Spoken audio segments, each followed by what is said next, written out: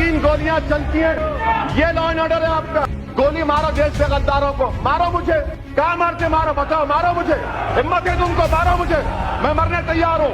Sir ये बुज़दिल हैं, ये संविधान को खत्म करना चाहते हैं, भारत को हिटलर और मुसलिनी का मुल्क बनाना चाहते हैं, इसलिए मैं इसकी मुखालिफत करता हूँ। प्रधानमंत्री कहते हैं ये नागरिकता देता लेता नहीं है, ये देता भी और लेता भी है। उसकी मिसाल क्या है? आप बंगाली हिंदू को सिटीजनशिप देना चाहते हैं, आसाम के 5 लाख मुसलमानों को नहीं देना चाहते। प्रधानमंत्री ने खुद कहा था कि मैं मुस्लिम महिलाओं का भाई हूं।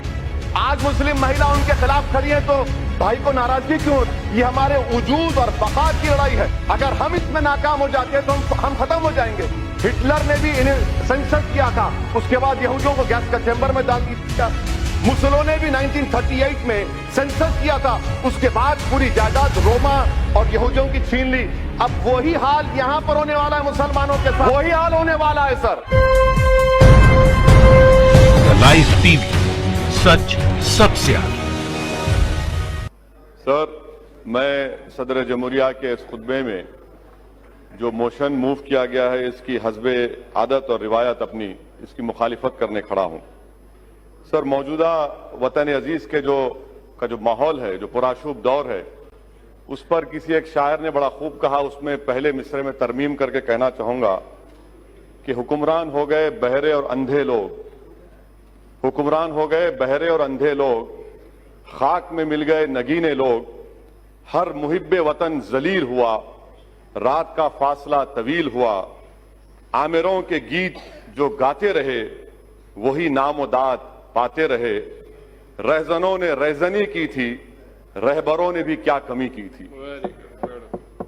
जनाब चेयरमैन साहब, सदर जमहूरिया के खुतबे में खारिजा पॉलिसी के बारे में कहा गया कि नेबरहुड फर्स्ट। इसकी नाकामी का अंदाजा इस बात से लगाया जा सकता है सर कि नेपाल एक मुल्क है जो हमारे बहुत करीबी ताल्लुकात हमारे भारत से रहे हैं।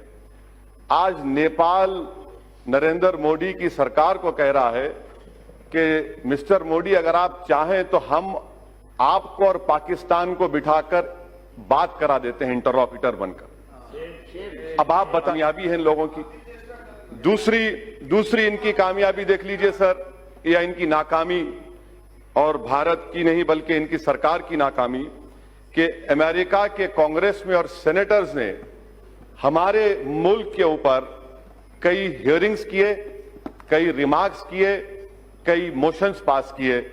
इतना वजीर आजम ट्रंप से बगलगीर हुए, ऐसा लग रहा था पिछले बार कि शायद बकरीद और रमजान के ईद के गले मिल रहे हैं।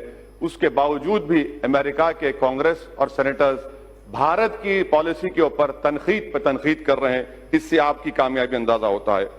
तीसरी बात सर, यूरोपियन पार्लियामेंट में भारत के खिलाफ रेजोल्यूशन मूव हो गया। ये आपकी कामयाबी या नाकामी आप खुद अंदाजा लगा लीजिए। सर, कश्मीर की पॉलिसी, बड़ा अफसोस होता है सर, और मैं समझता हूं कि इस ऐवान की तौहीन भी हुकूमत कर रही है कि गोरी चमड़ी के डिप्लोमेट्स को लेकर कश्मीर को लेकर जाते हैं, मगर भारत के अवाम ने जिसको मुंतखब किया उनको नहीं ले जाते। आखिर क्यों डरते हैं आप इन डिप्लोमेट से, इन फॉरेन कंट्रीज से? क्यों उनकी खुशामद कर रहे हैं? क्यों उनके पैरों पर गिरकर आप बता रहे हैं चलिए कश्मीर, और हम जाना चाहते तो नहीं जा सकते? ये आपकी और एक खारिजा पॉलिसी की नाकामी। सर, और एक मिसाल दे रहा हूं सर, एफएटीएफ में जापान जो हमारा मुल्क दोस्त रहा, उसने पाकिस्तान के हक में वोट दे दिया, अमेरिका दे दिया। अब पाकिस्तान पे से एफएटीएफ खत्म हो जाएगा, वो ग्रे लिस्ट से निकल जाएंगे। ये इनकी खारिजा पॉलिसी रही सर। अफगानिस्तान में तालिबान आ रहा है, अमेरिका कह रहा है कि छाबार पोर्ट में भारत नहीं बना सकता पोर्ट। कल तालिबान वहां पर आएगा तो हम क्या करेंगे फिर? आपके पास इसका कोई अंदाजा नहीं है। अच्छा सर, अब आप आ जाइए, हज सब्सिडी को निकाला गया था, 700 करोड़ की सब्सिडी निकाले। मैंने खुद कहा था, कहां गए वो पैसे?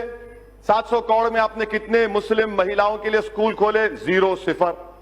और आज आप कहती हैं कि स्कॉलरशिप। सर, हर साल मैम डिमांड कर रहे हैं कि माइनॉरिटीज के लिए, अक़लियतों के लिए डिमांड ड्रिवन स्कॉलरशिप करिए, आप नहीं करते। और नहीं करने की वजह से हर साल कम से कम 20 लाख मुस्लिम लड़के और लड़कियां स्कॉलरशिप से महरूम होती हैं। अच्छा सर, आप देख लीजिए, जो पैसे दिए गए थे جو پیسے دیے گئے تھے 2018 اور 19 میں، اس میں سے آپ نے 170 کروڑ روپے ختم دیے ہی نہیں.